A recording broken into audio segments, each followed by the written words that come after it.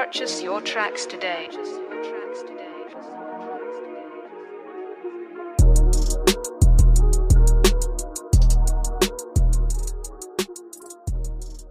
Всім привіт, мене звуть Євген. Сьогодні у нас в роботі буде Honda Civic 10-го покоління. Буду міняти штатні галогенові лінзи на світлодіодні.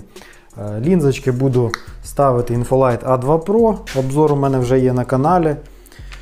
Через перехідні рамки. Також, можливо, нам знадобляться ось ці силіконові колпачки.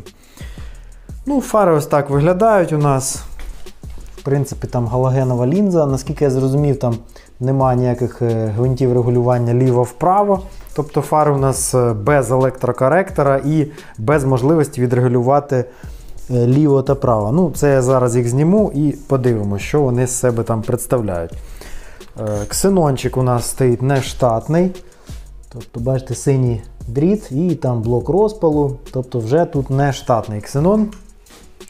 Ось так це світить. Відстань, як звичайно, 3 метри до стіни.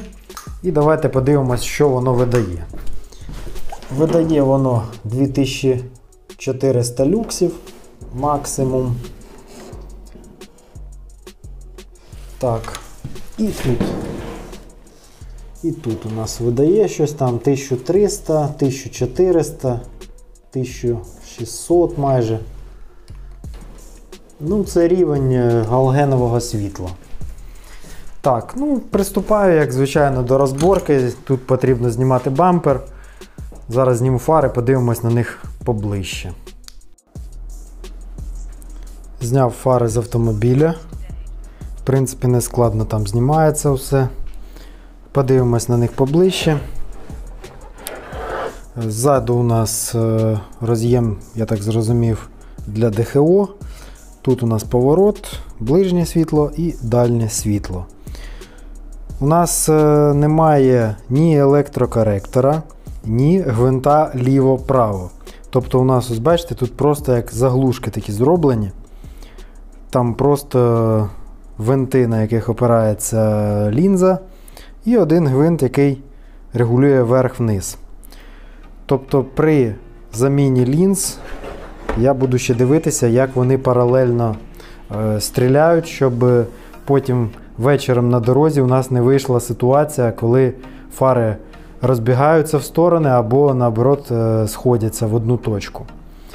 Фари на бутиловому герметику, тобто розбірні. Лінза тут у нас, я так зрозумів, не дуже велика, 2,8 дюйма, мабуть. Я ні разу ж, повторюсь, не робив цю машину. В принципі, не бачу ніяких великих перешкод, щоб зробити цю машину швидко. Так, розібрав першу фарку. Перше, що кидається в очі мені, це діаметр лінзи.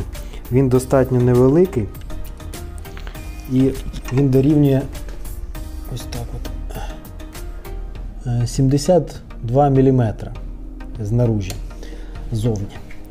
А нова лінза, вона майже 80 мм. Тобто прийдеться оцю хромовану частину випилювати, щоб нова лінза туди залізла. Ну, а також ось у нас тут такий специфічний світлопровід для ДХО і габаритів. Ну, ось так це цікаво виглядає. Тому прийдеться пиляти в будь-якому випадку. І так, іде фінальна стадія зборки автомобіля. Зараз перевірив горизонт. Ось так це виглядає лінза, встановлена у фарі. Місце ось це розпиляв. Тепер лінза у нас пролізла туди, але тут ще нюанс є. Оцей поворот, він дуже близько до лінзи. Прийшлось там і лінзу, край рамки перехідної відпилювати. Тобто не все тут просто було. І ось дивіться, ось це дріт у мене. Дріт товщиною 0,75 мм квадратних. Це я його купляю на авторинку.